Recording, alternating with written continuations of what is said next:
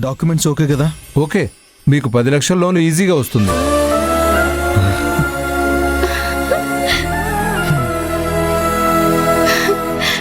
Thank you sir.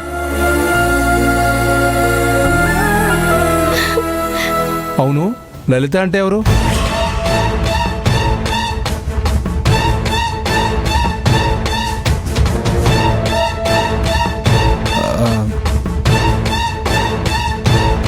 చెప్పండి sir, లలిత ఎవరు? అది అది అది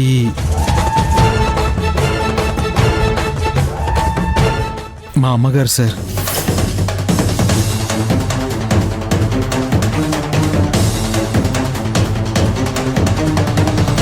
అంటే ఆ ఇల్లు మీ అమ్మగారి పేరు మీద ఉందా?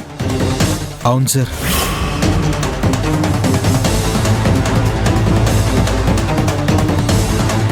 ఆవిడ తీసుకురాలేదా? సార్, ఆవిడొచ్చి సంతకాలు చేయాలి కదా. సార్ అది అది సార్ అది సార్ ఒక్క నిమిషం. అశ్విన్, అవి మీ ఇంటి కాగితాలా?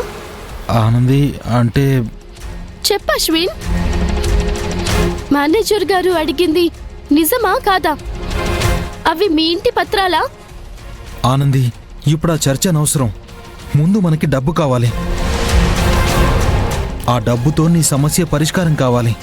దానికి ఇదొక్కటే దారి. ఇది తప్పేం కాదు. నువ్వేం మాట్లాడుకో. సార్, మీరు ప్రాసెస్ స్టార్ట్ చేయండి సార్. ఆగండి సార్.